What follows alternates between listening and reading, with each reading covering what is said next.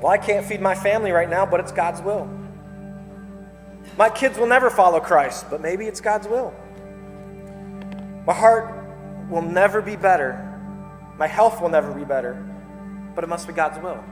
And what I want to say to you today is you've settled. You've settled in those moments. And I know, and I can hear the argument. Philippians 4:11 says, you need to be content in all circumstances. Well, you want to know how I know you're not content? By how you treat each other. By how you... When confronted with the evils and the wickedness of the world, the people of God don't ask why, they ask how long.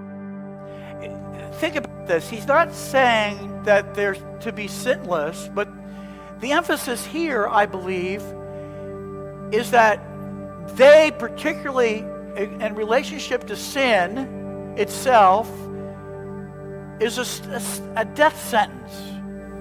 There's this anxiety and there's, what are we going to do? And God, please help us with this. And how are we going to? And God brings peace.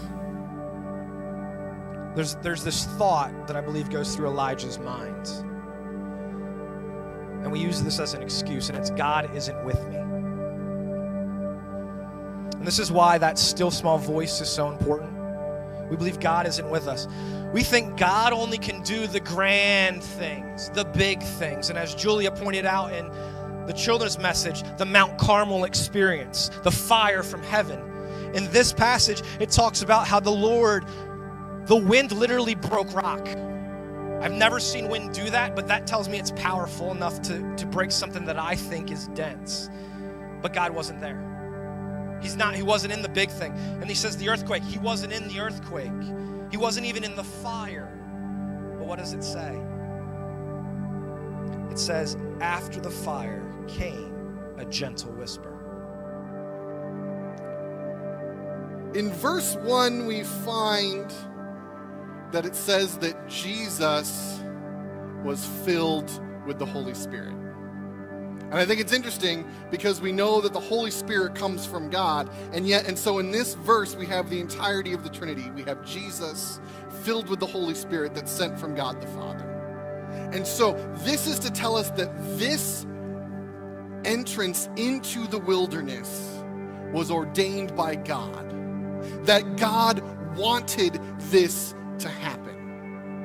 And as we go on, you will see that this was very important to God. Because in verse 2 it says this, for 40 days,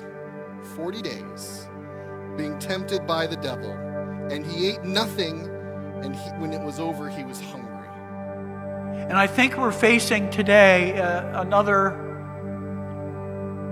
event, another thing that's happening. And I believe it's an opportunity for, again, to reestablish with the Lord. I kind of joked about it, that God has given us a forced Sabbath rest. A forced Sabbath rest. From all our busyness, even in the context of the church. Running around, having it here, there, everywhere. The opportunity for us in our homes and individually to reconnect with the Lord.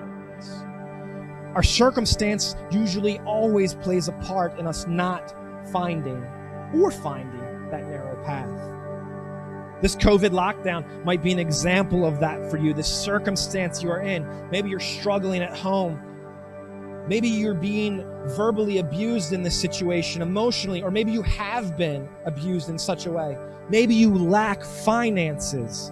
Maybe you grew up without a father. Maybe you grew up not knowing your mother. Maybe you are, like Sarah, unable to have kids. Maybe you drink too much. Maybe you party too much. Maybe you do drugs too much.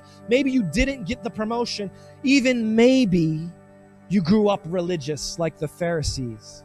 What do I mean by that religious piece? It's you are into the practice of things rather than into Jesus.